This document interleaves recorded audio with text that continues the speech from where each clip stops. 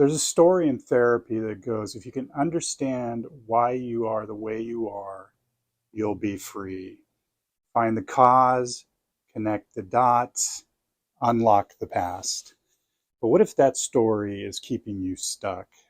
Today, I want to talk about something I see in therapy all the time that I call the pull from the past, and why our obsession with causality might be the very thing preventing us from authoring new stories.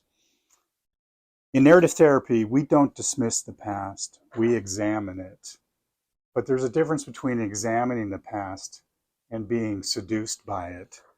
The seduction happens when we become archaeologists of our own pain, digging deeper and deeper, convinced that somewhere in the excavation we'll find the key that unlocks everything. I call this causal thinking, the belief that if you can just trace the line from the past event to the present struggle, you'll somehow be liberated.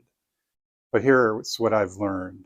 Understanding is not the same as freedom. First, they're totalizing. They suggest that who you are today is the inevitable result of what happened to you then. There's no room for agency, for choice, or the unexpected. Second, they're problem saturated. When we organize our life around wounds, we risk making our identity inseparable from our suffering. And third, this is crucial, they keep us oriented backward in time. We're always looking over our shoulder instead of toward what might want to emerge. And there's another way the past pulls us, and it's subtler, nostalgia and sentimentality. This isn't about trauma. This is about the golden glow we cast over how things used to be.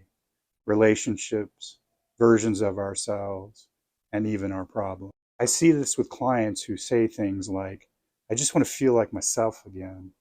We used to be so happy together.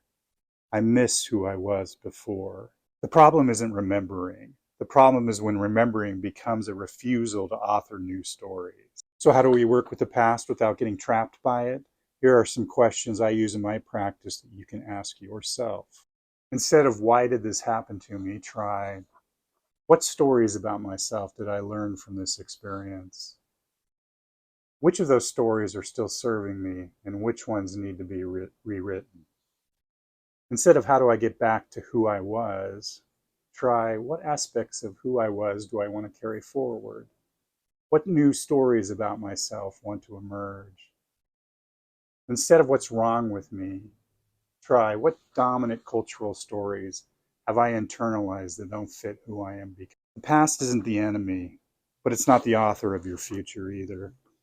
When we examine the past in narrative therapy, we're not looking for the cause of who you are. We're looking for the stories that shaped you, so you can decide which ones to keep and which ones to rewrite. Your story isn't determined by where you've been. It's authored by where you're willing to go. Peace.